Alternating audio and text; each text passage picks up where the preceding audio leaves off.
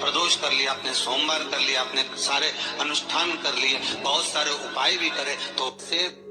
शिव कथा कहती है। मंगलवार को अगर शिव जी के मंदिर में, शंकर के मंदिर में जाकर 1 लोटा पानी चढ़ाया जाता है तो हमारे कार्य में उन्नति होती है। 16 दिन श्राद्ध के जब हम उनसे कहेंगे, ये जो 16 दिन श्राद्ध के हैं, जितने दिन निकल गए, जितने दिन बचे हैं उन दिन में आपके दरवाजे के बाहर किया जाता है ये 3 दिन तक, तो वो पितृ कभी भटकते नहीं है, उनको मुक्ति प्राप्त हो जाती है। मोक्ष में जितने भी ग्रह हैं, चाहे राहु हो, केतु हो, मंगल हो, शनि हो, बुध हो, ओम हो, सूर्य हो, ये सारे जो ग्रह हैं ये शंकर भगवान के शिवलिंग के पास में विराजमान। कभी मौका मिल जाए, विवाह शादी में देरी हो रही हो, या कोई नया कार्य चालू कर रहे हो उसमें देरी हो रही हो, या कोई सर्विस के लिए, नौकरी के लिए जा रहे हो और वो कार्य नहीं हो रहा हो, तो एक धतूरा, उस धतूरे को फोड़कर उसके अंदर का फल निकालकर उस फल को शिवलिंग पर चढ़ाकर 1 लोटा जल शंकर भगवान को समर्पित कर दिन होना चाहिए मंगलवार। कौन सा दिन होना चाहिए? जम के बोलो जरा, मंगलवार समर्पित करो। उसके बाद में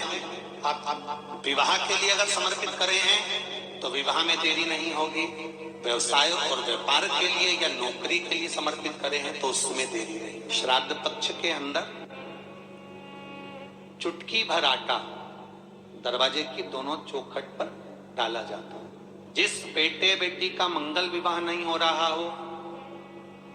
शुभ कार्य की सूचना नहीं आ रही हो, बहुत दिनों से एक फाइल कहीं लगी हुई है, अटकी हुई है, नहीं काम हो रहा, हम उनसे कहेंगे ये जो 16 दिन श्राद्ध के हैं, जितने दिन निकल गए,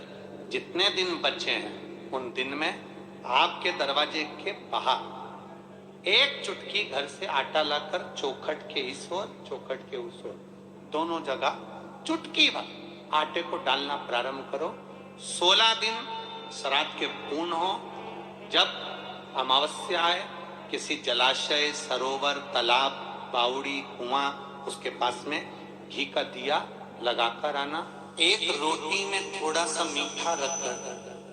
सोमक पितृ का नाम लेकर यदि गाय को खिला दिया जाता है तो अगर कोई पूर्वज प्रेत योनि में भी पड़ा हुआ होता है, भटक रहा होता है, जिसको पिंड नहीं मिला, जो अचानक मर गया होता है, अधोगति में चले गया होता है, उस जीव की मुक्ति 10वीं श्राद्ध पक्ष की,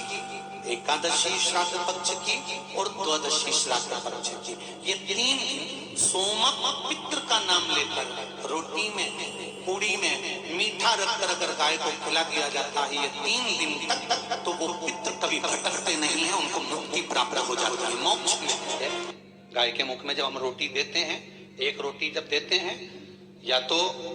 गाय के मुख में 16 श्राद्ध में जब रोटी देते हैं तो रोटी को बीच में से तोड़कर, रोटी का जो भाग होता है उसको, मतलब ऊपर से फुलका का परत नहीं निकालना है, रोटी जो सीधी सीधी है ना, जैसे ये रोटी है तो इसको बीच में से तोड़ लिया, 2 भाग विभाजित कर लिया, नीचे वाले भाग में भी थोड़ा सा गुड़ शक्कर रख लिया, ऊपर वाले भाग में भी गुड़ शक्कर रख लिया, एक के ऊपर एक रोटी को रख लिया, वो गाय को दी। तो अपन श्राद्ध पक्ष में 2 पूड़ी का प्रमाण है कि गाय को 2 रोटी दी जाती है, कुत्ता को 2 रोटी दी जाती है। 2 पूड़ी रख के देते हो, देते आप लोग तो देते होगे, 2 पूड़ी के ऊपर पूड़ी रखकर, थोड़ा सा मीठा रखकर, नमकीन रखकर, कुत्ते को भी देते, 2 पूड़ी तोड़कर कागा को भी देते। 2 पूड़ी का प्रमाण कहां से आया?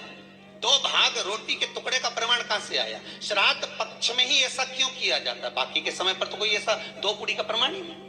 पर श्राद्ध पक्ष में ये क्यों कहा जाता है कि पूड़ी के ऊपर पूड़ी रख दे, उसमें मीठा रख दे, खीर शक्कर रख दे, गाय को दिया, कुत्ते को दिया, कागा को दिया, ऐसे क्यों कहा जाता है?